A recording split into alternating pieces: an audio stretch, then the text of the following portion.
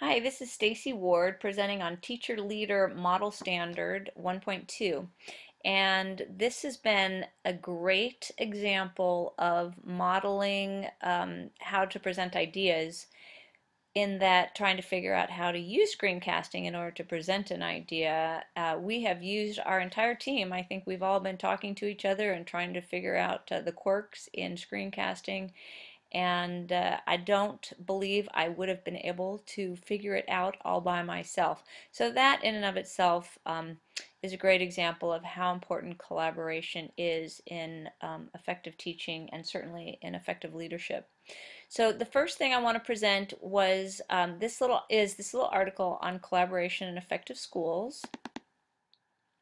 And this was an article that I found about why collaboration is vital to creating effective schools. The point that I want to point out from this article is this paragraph right here, which talks about a great irony is emerging from the prolonged education wars between teacher unions and supporters of market-based reforms that rely heavily on motivating school personnel by threatening them. The low-income districts and schools that have demonstrated the greatest improvement in student outcomes are generally characterized by deep collaboration between administrators and teachers. And I believe that that's exactly what we're trying to focus on with our objective to improve teacher retention rates in Desert Hot Springs. So going back to the PowerPoint slide, I see that the next link that I have put here is how successful virtual teams collaborate.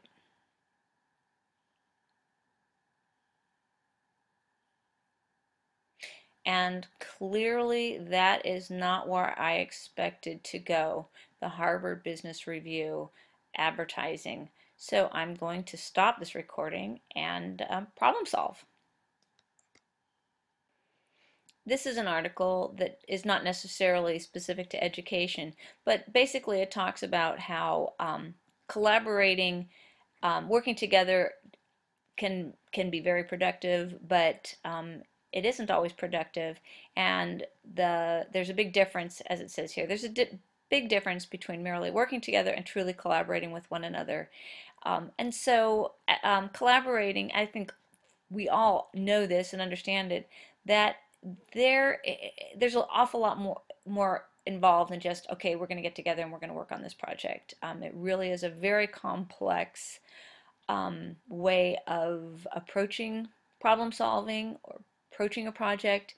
And we know in working with our students in cooperative learning that the roles have to be really carefully defined, and you really have to have a clearly stated mission and accountability in place. You don't just rush into it without any previous experience doing it. And some collaborative experiences turn out to be very productive, and many do not. So the more we work on it and hone our craft, the better we will become. And the final one I have here is when teachers and administrators collaborate, and that was an article from Edutopia.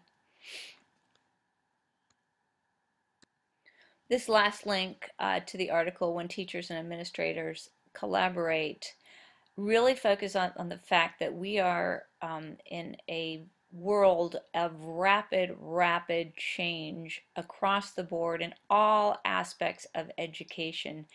And it points out in this paragraph right here, which I think is very pertinent, and I can't highlight it now. I guess that let me see if, yes, I can highlight it.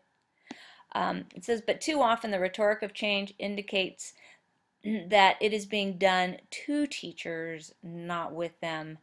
Particularly change driven by politicians who know little about education and are more conscious of the political realities they face than the best interests of students.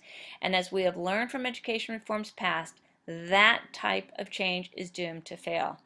I feel like I can stop right here. That paragraph says everything that is problematic and leading us in the wrong direction.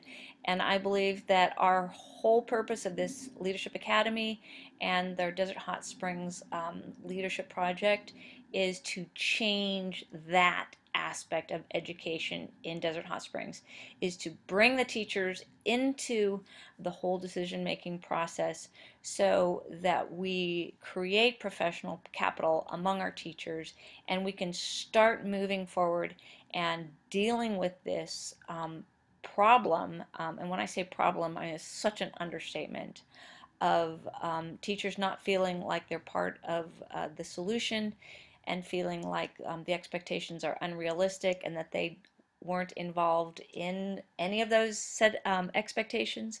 And we really need to work on fixing that. So I'm going to stop here. That's pretty much everything I have to say about collaboration. And these are three links to resources that I felt were very important. And I'm really excited because I now know how to screencast.